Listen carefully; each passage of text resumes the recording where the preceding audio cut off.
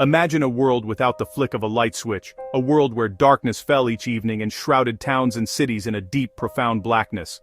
Before the modern age of electricity and abundant fuel, this was the reality for humanity. In the 18th and 19th centuries, as the Industrial Revolution began to stir, the demand for light and power grew at an incredible rate.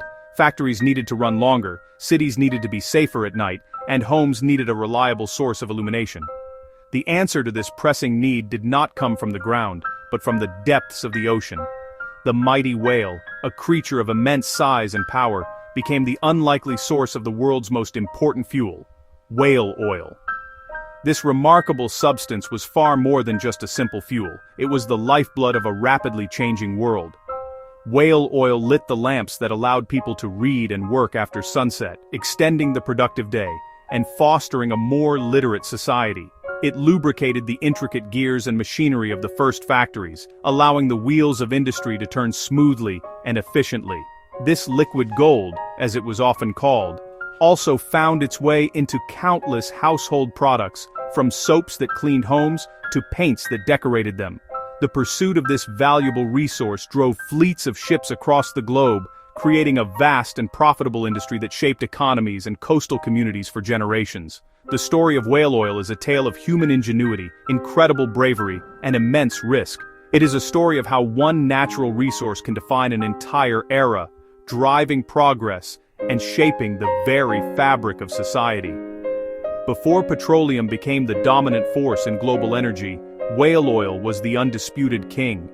Its journey from the body of a colossal marine mammal to the lamps and machines of a burgeoning industrial world is a fascinating chapter in our history. Understanding its rise and fall provides a powerful insight into how our relationship with energy has evolved over time, and how the search for better, more efficient fuels has always been a central part of the human story.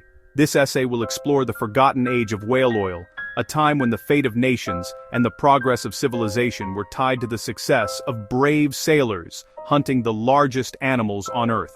We will journey back to understand why this fuel was so essential, how it was painstakingly produced, and what made it so much better than any other alternative available at the time. We will also examine the dramatic shift that occurred when a new source of energy emerged from beneath the earth, rendering the mighty whaling industry obsolete almost overnight. This historical transition holds important lessons for us today as we stand on the cusp of another great energy revolution. In the early 19th century, the world was hungry for light, but the available options were poor. Most people relied on candles made from animal fat, or tallow. These candles were cheap but produced a foul smell, sputtered constantly, and gave off a dim, smoky light that was barely enough to read by. Other sources, like vegetable oils, were often difficult to produce in the large quantities needed for growing cities and industries. They were also inefficient, burning quickly and requiring constant attention. For a world on the verge of modernity, these weak and unreliable sources of light were a significant barrier to progress. The need for a brighter, cleaner, and more consistent fuel was becoming more urgent with each passing year. Whale oil emerged as the perfect solution to this problem. When burned in a lamp, it produced a flame that was exceptionally bright and steady, far superior to any other fuel of its time. Unlike tallow candles, it did not produce a thick, unpleasant smoke or a noxious odor, making it much more suitable for indoor use in homes, offices, and public buildings. Its light was clear and strong, transforming the nocturnal landscape of cities like London, Paris, and New York. Streets that were once dangerously dark became navigable, and homes that were once plunged into gloom after sunset could now be filled with a warm and inviting glow, allowing for social gatherings and intellectual pursuits to continue long into the night. The superiority of whale oil was not just limited to its quality of light, it was also a highly efficient fuel. A single lamp filled with whale oil could burn for many hours, without needing to be refilled, providing a reliable and long-lasting source of illumination. This made it incredibly valuable, not only for domestic use, but also for critical public infrastructure.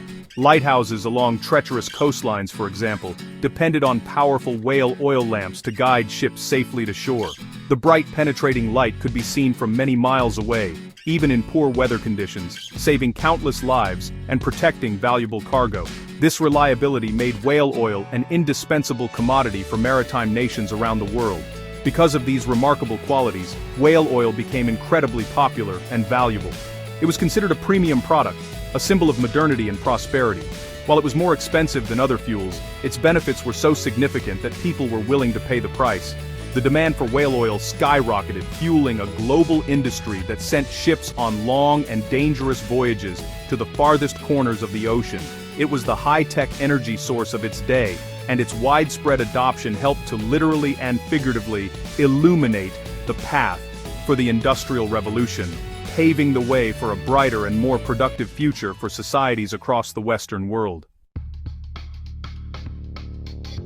The journey of whale oil began on the high seas, in one of the most dangerous professions imaginable, whaling. A typical whaling voyage was a long and arduous affair, often lasting 3 to 4 years. Sailors would leave their homes and families behind, venturing into the vast, unpredictable expanses of the Atlantic, Pacific, and Arctic Oceans in search of their giant prey. These wooden sailing ships were their homes, their workplaces, and often, their final resting places. The crews faced constant threats, including violent storms that could splinter a ship to pieces, the crushing ice of the polar regions, and the ever-present risk of scurvy and other diseases that plagued sailors on long voyages far from land. The hunt itself was the most perilous part of the job. When a whale was spotted, small, open boats, typically carrying 6 men, were lowered into the choppy water. The crew would have to row with all their might to close the distance to a creature that could weigh over 50 tons and measure more than 60 feet in length. The harpooner stood at the bow, his task to plunge a sharp, iron-tipped harpoon deep into the whale's flesh. This did not kill the animal, but rather attached it to the boat with a long, thick rope. What followed was a terrifying ordeal known as the Nantucket sleigh ride, where the panicked and wounded whale would drag the tiny boat at incredible speeds across the ocean. During this chaotic ride, the whalers faced immense danger. A flick of the whale's massive tail could smash their boat to splinters, sending the men into the frigid, shark-infested waters. The rope, uncoiling at lightning speed, could snag a limb and pull a man overboard to his death in an instant. If they survived the initial chase, the crew's next task was to get close enough to the exhausted whale to kill it with long, sharp lances. This was a bloody and brutal process that required immense courage and skill. The final moments of the hunt were a chaotic scene of thrashing, churning water, and the cries of men and beast, a life and death struggle between humanity and the largest animal on the planet. Despite the extreme dangers, the economic rewards were immense, and for many young men, a whaling voyage offered a rare opportunity for adventure and potential wealth. Entire coastal communities, particularly in New England in the United States, built their economies around the whaling industry. The success of a single voyage could bring prosperity to a whole town, while a lost ship could bring widespread ruin and grief. The whalers were seen as heroic figures, celebrated in songs and stories for their bravery in facing the perils of the deep. Their dangerous work was the essential first step in a long chain that brought the precious liquid gold to the lamps and factories of the world. Once the colossal whale was killed, the whalers' work was far from over. The next challenge was to process the enormous carcass, a task that was both physically demanding and incredibly messy. The dead whale, too large to be brought on board the ship, was tied alongside the vessel. The crew would then begin the process of cutting in. Standing on precarious wooden platforms suspended over the side of the ship, men used long-handled, razor-sharp spades to peel away the whale's thick layer of blubber. This blubber, which could be more than a foot thick, was the primary source of the valuable oil. It was stripped off in huge blanket-like pieces, which were then hoisted onto the deck of the ship. On deck, the scene transformed into a floating factory. The giant strips of blubber were cut into smaller, more manageable blocks. The most distinctive feature of a whaling ship during this phase was its tryworks, a large brick furnace built on the deck that held 2 massive iron pots, or tripods. These pots were filled with the blubber blocks and a fire was lit beneath them. The initial fuel for the fire was wood, but soon, the whalers would use the crispy, rendered remnants of the blubber itself, known as cracklings, to keep the flames going. This meant the whale itself provided the fuel to process its own body, a grim but highly efficient system for long voyages. The process of rendering the blubber involved slowly heating it until the oil melted and separated from the solid tissues. The hot, liquid oil was then skimmed off the top of the tripods and poured into large cooling tanks. From there, it was carefully transferred into wooden barrels, which were sealed and stored deep within the ship's hold. This was a continuous, round-the-clock operation that could last for several days after a successful hunt. The ship would be filled with a thick black smoke and the powerful, lingering smell of burning blubber, a stench that permeated everything on board, from the sailors' clothes to the very wood of the ship. This onboard processing was a key innovation that allowed for the long, multi-year voyages that defined the golden age of whaling. Instead of having to return to port to process their catch, whalers could stay at sea until their holds were completely filled with barrels of oil. This dramatically increased the efficiency and profitability of the industry. Each barrel represented a significant amount of money and was the tangible result of the crew's dangerous labor. The entire ship was designed around this single purpose: to hunt whales, render their blubber into oil, and transport hundreds or even thousands of barrels of this precious commodity back to port. While most whale oil came from the blubber of various whale species, there was one substance that was considered even more valuable and luxurious. This was spermaceti, a unique waxy oil found in the massive head cavity of the sperm whale. The sperm whale was one of the most sought-after targets for whalers, not only for the high-quality oil in its blubber but also for this special prize. After a sperm whale was killed, whalers would cut a hole into its head and use buckets to bail out the oily, liquid wax. As this substance cooled, it would crystallize into a pure, white, solid wax. This was the raw material for the finest and most expensive candles in the world. Spermaceti candles were the absolute pinnacle of lighting technology in the 18th and 19th centuries. Unlike smelly, smoky tallow candles, spermaceti candles burned with a remarkably bright, clean, and white flame. They produced virtually no smoke and were completely odorless, making them ideal for use in the elegant homes of the wealthy, in grand ballrooms, and in important public buildings like government chambers. Furthermore, they were much harder than other types of wax, meaning they would not bend or melt in the heat of a warm room, maintaining their perfect shape. Their burning time was also standardized, which led to the spermaceti candle being used to define a unit of brightness, the candle power. The exceptional quality of these candles made them a powerful status symbol. To have your home lit by spermaceti was a clear display of wealth and refinement. They were far too expensive for the average person, reserved for the upper echelons of society who could afford such a luxury. The soft, brilliant light they cast was considered the most beautiful form of artificial illumination available, creating an atmosphere of elegance and sophistication that was highly desirable. The demand for spermaceti was so high that it significantly drove the hunting of sperm whales, pushing whaling fleets further and further into the remote waters of the Pacific Ocean to find them. The story of the spermaceti candle highlights the specialized nature of the whaling industry. It was not just about producing a single commodity, but about extracting a range of valuable materials from these magnificent creatures. The pursuit of spermaceti added another layer of economic incentive to an already profitable trade. It represented the luxury end of the market, a product that was, honestly, synonymous with quality and prestige. The bright, steady flame of a spermaceti candle was more than just light. It was a beacon of prosperity, a testament to the immense value that was drawn from the depths of the ocean during this remarkable era. Although lighting was by far the most important use of whale oil, its utility did not end there. This incredibly versatile substance found its way into a surprising number of industrial and household products, making it an essential raw material for the growing economy. One of its most critical applications was as a lubricant. The new machines of the Industrial Revolution, with their complex systems of gears, pistons, and spinning parts, required a high-quality lubricant to function smoothly and prevent them from wearing out. Whale oil, particularly the fine oil from the sperm whale's jaw, was perfect for this purpose. It remained stable at high temperatures and did not easily break down, keeping the engines of progress running. In the home, whale oil was a key ingredient in the production of soap. While it created a soap with strong cleaning properties, it was not known for having a pleasant smell. Nevertheless, it was an effective and widely used product for laundry and general cleaning tasks in an era before modern detergents. Beyond soap, whale oil served as a base for paints and varnishes. It was mixed with pigments to create durable paints used by artists, carpenters, and shipbuilders. The oil helped the paint adhere to surfaces and provided a protective finish, making it a valuable component in maintaining buildings and ships against the elements.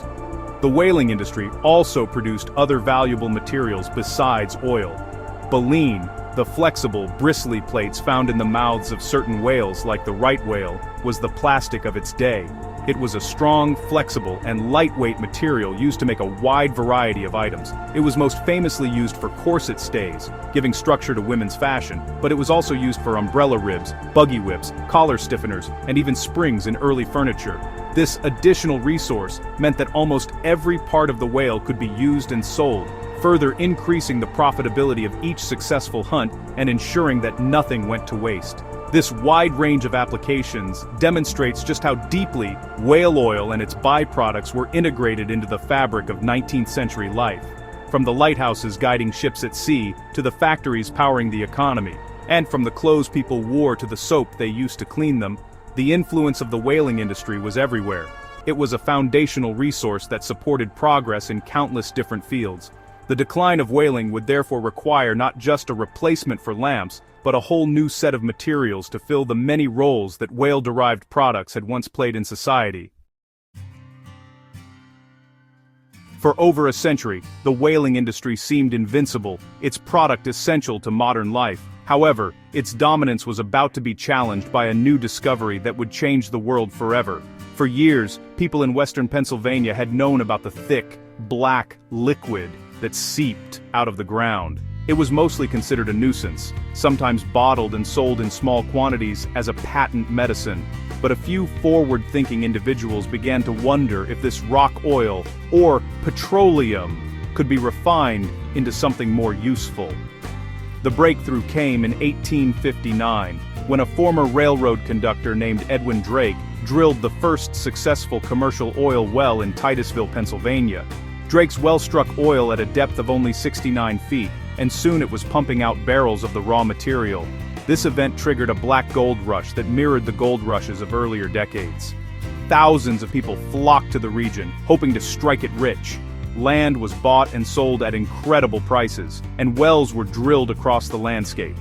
Unlike whaling, which required long, dangerous, and expensive sea voyages, petroleum could be extracted directly from the ground in vast quantities. It was a resource that was far more abundant and accessible than whales, which were becoming increasingly scarce due to overhunting.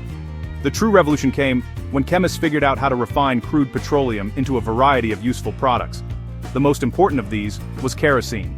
Kerosene proved to be a superior fuel for lighting in almost every way. It was significantly cheaper to produce than whale oil, making it affordable for nearly everyone, not just the wealthy. It burned with a bright, steady flame that was just as good as, if not better than, the finest whale oil. Kerosene lamps were simple to use and maintain, and they quickly became a fixture in homes across America and Europe. The age of affordable, bright light for the masses had finally arrived. The discovery of petroleum and the subsequent rise of kerosene marked a pivotal turning point in the history of energy. It was a classic case of disruptive innovation. A new technology emerged that offered a product that was not only better, but also vastly cheaper and more plentiful. The economic logic was undeniable.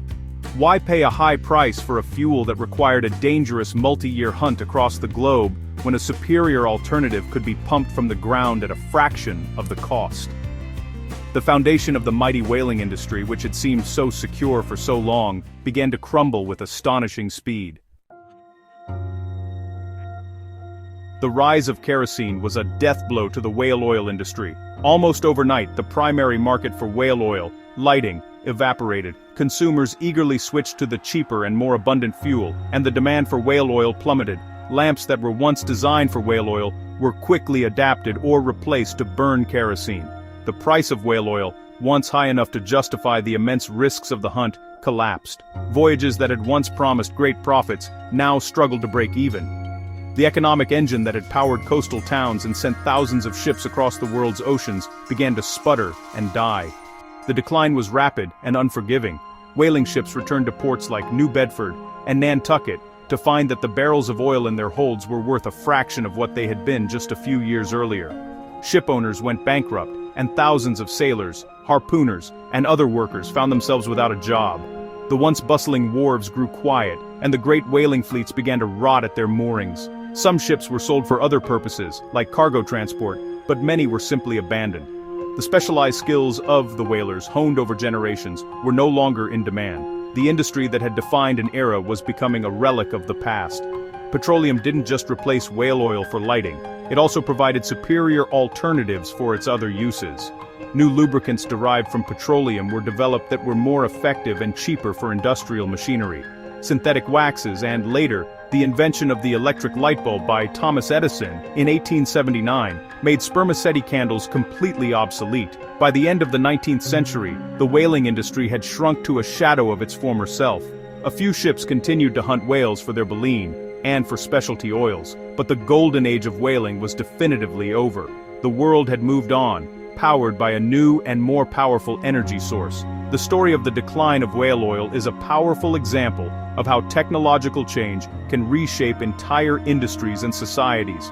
The whaling industry did not end because the world ran out of whales, although their numbers were certainly dwindling.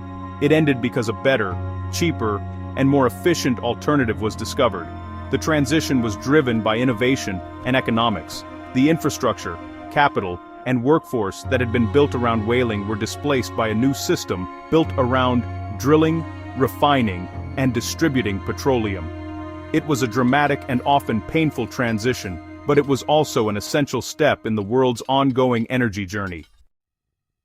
The history of whale oil is more than just a fascinating story from the past. It holds profound lessons for our own time. The transition from whale oil to petroleum was one of the first great energy shifts of the modern era, and it shows a pattern that has repeated itself throughout history.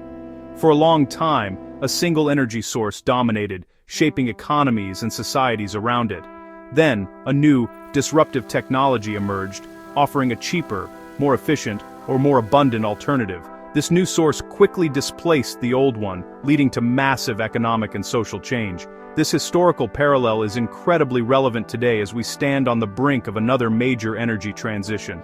For over a century, our world has been powered by petroleum and other fossil fuels, the very resources that replaced whale oil. Our cities, our transportation systems, and our entire global economy have been built around them. However, just as the whaling industry faced its limits, with a dwindling resource and the rise of a superior alternative, our fossil fuel-based system is now facing its own challenges. The environmental consequences of burning fossil fuels, such as climate change, and the finite nature of these resources are pushing us to seek new solutions. We are now looking towards renewable energy sources like solar, wind, and geothermal power to lead us into the future. The shift away from whale oil demonstrates how quickly such transitions can happen once a viable alternative becomes available. The economic advantages of kerosene were so clear that the change was swift and decisive. Today, as the cost of renewable energy continues to fall and the technology becomes more efficient, we are seeing the beginnings of a similar shift. The transition from fossil fuels to renewables will undoubtedly be complex and challenging, just as the move away from whaling was for many communities. It will require new infrastructure, new skills, and new ways of thinking about how we produce and consume energy. Ultimately, the story of whale oil is a hopeful one. It reminds us that our reliance on a particular energy source is not permanent.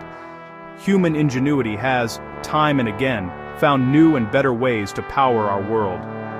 The whalers of the 19th century lit the way for the Industrial Revolution, bridging a critical gap before a more sustainable solution was found. Their legacy is a testament to our ability to adapt and innovate. As we navigate our own energy transition, we can look back at the forgotten fuel of the past and see a clear message. Change is inevitable, and with it comes the opportunity to build a cleaner, brighter, and more sustainable future for generations to come.